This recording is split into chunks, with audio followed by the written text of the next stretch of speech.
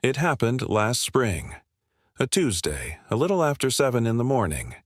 You found it on your grass, a baby bird, tiny and helpless, cheeping under the big maple. Your robin's chick. You knew the nest. You'd watched the parents build it. So you did the kind thing. You scooped the little one up, gently, and lifted it back toward safety. And ever since that day, the parents have treated you like a monster. They scream the moment you step outside. They dive at your head when you cross the yard. That gentle robin you loved to watch now sees you and attacks. You helped. And somehow, you became the enemy. You've probably heard the reason. That you left your scent on the baby. That the parents smelled you on it. And now they've marked you for life. Here is the first thing you need to know. That is completely, provably false. The real reason they turned on you is stranger, and I promise you, far more beautiful than any story about scent. I am going to tell you exactly what happened inside that bird's mind, why it remembers you, and whether it will ever truly forgive you.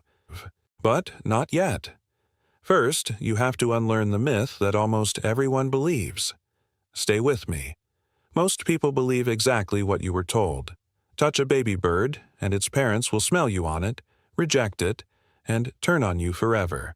They have never been more wrong. It is one of the most widespread myths in the world. And it does real harm. It makes kind people afraid to help a bird that truly needs them. The truth is the opposite of the myth. And once you understand it, you will see that furious parent bird completely differently. Subscribe to Backyard Bird Whisper before you leave, because what you are about to learn has changed the way thousands of people see the yard outside their window. Here is where we are going. You'll learn why the scent story is impossible, and what birds can actually do that is far more astonishing. You'll meet the parent birds in your yard, and just how far each one will go to protect its young. And you'll discover the real reason that robin marked you. A reason that says something extraordinary about how deeply it loves. That last one will change the way you feel about being dive-bombed for the rest of your life. Let's start by killing the myth for good. Here is the fact that ends the scent myth in a single line. Most songbirds can barely smell at all. Let me put that plainly. The idea that a robin sniffs your scent on its chick and rejects it? The bird does not have the nose for it. That is simply not how they work. The Cornell Lab of Ornithology and every wildlife rehabber in the country will tell you the same thing. You can pick up a fallen chick, set it back, and the parents will keep right on feeding it. They do not care that you touched it. That single myth has likely cost more baby birds their lives than almost any other, because it stops good people from putting a fallen chick safely back where it belongs. So, if it isn't smell, how does that robin know you? How does it pick you out of everyone who walks through your yard? With its eyes and its memory. Here is the number that should stop you. Some birds can remember a single human face for years. In studies of crows, the birds learned the face of one person who had once threatened them, and scolded that exact face more than 5 years later. And it gets stranger. Crows that had never even been there learned to hate the face too, taught by the others. That research comes from the University of Washington, from scientists who spent years testing it. Now stop. Read that again. It was never your scent. It was your face. And to that robin, your face is now the face of a predator. To understand why, you have to see what you really did, through the eyes of a parent bird. Watch how far each one will go. Start with your cardinal. A cardinal is a devoted parent. Both the mother and the father feed the chicks, dawn to dusk, barely stopping to rest. But a cardinal is not a fighter. It's a hider. When danger comes near the nest, the parents usually don't attack. They freeze. They scold with a sharp chip. They try to lead you away from where the babies are. So, if you ever disturbed a cardinal's nest, you might not even have noticed. The fear is quiet, but it is real. And that cardinal remembers exactly where the danger came from. Your cardinal defends with caution. The next bird defends with its whole body, because your robin builds its nest right in the middle of your world.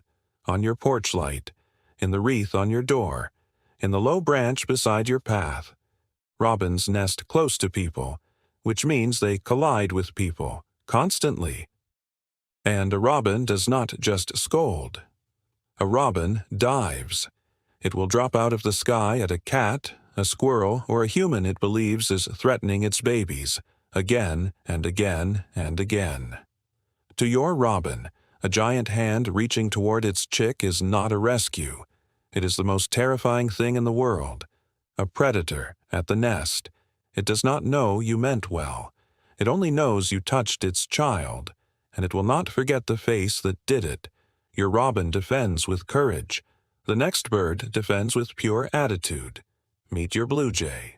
A jay is bold, brilliant, and completely unafraid to make your life difficult. Come too close to a jay's nest and it comes straight for your head, screaming, striking, driving you back step by step. And a jay is a corvid, the same brilliant, face-remembering family as the crow. It will know you again. It will warn the others. And it will hold that grudge with an intelligence that feels almost personal. Your jay makes you regret it, but the last bird turns nest defense into an art form. Meet your mockingbird. If you have ever been relentlessly dive-bombed in your own yard, the odds are good it was a mockingbird. A mockingbird will pick out the one specific person it has decided is a threat, and go after that person, and only that person, over and over. Scientists proved it. These birds can learn an individual human's face in under a minute, and then they target that face with everything they have. Your neighbor can stroll right past, untouched. But you, the second you step out the door, it is on you. It has marked you, personally. But whether that mark lasts a few weeks or a few years depends entirely on which bird you crossed. I'll tell you which ones forgive, and the one that never does, before we finish. And here is the part nobody tells you about the mark itself. It is not what it looks like. Here's the twist. Remember what I promised at the start? The real reason that Robin turned on you, the beautiful one? Here it is. It isn't hate, it's love. That dive-bombing, that screaming, that fury aimed right at your face. It is the most extreme act of love a small bird is capable of. Think about what that robin is doing. It weighs a few ounces. You are a giant, hundreds of times its size, and it is hurling itself at your head anyway. It is risking its own life, on purpose, against something it cannot possibly beat, for one reason and one reason only: to pull your attention away from its child. That is not a grudge. That is a parent throwing itself between its baby and a monster and refusing to back down. You were not marked because you did something cruel.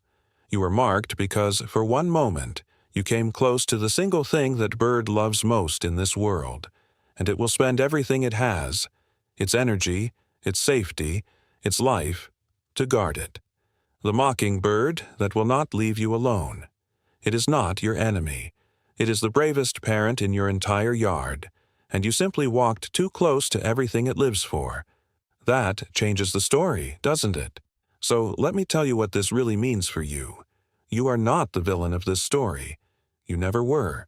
You saw a helpless creature and you tried to help it. That instinct, the one that made you stop and care, is a good one. Don't ever lose it. And the bird that came after you? It was doing the very same thing you were, protecting a life smaller and more fragile than its own. For one strange, dramatic season, you and that robin wanted the exact same thing: the baby's safety.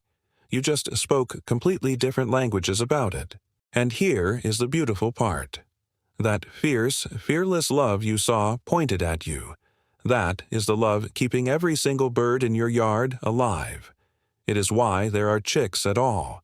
It is why, next spring, there will be more. You didn't earn an enemy.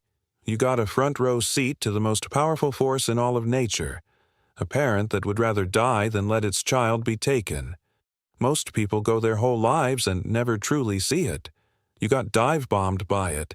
You stood at the very edge of it, close enough to feel the wind come off its wings. That is not nothing. That is actually quite extraordinary, and once you know what to do next time, you will never have to be the monster again. So here is exactly what to do the next time you find a baby bird. This is the part that matters most. Get it right, and you help without ever becoming the enemy. 1. Stop and look before you touch. Is the baby mostly feathered, hopping and fluttering around on the ground?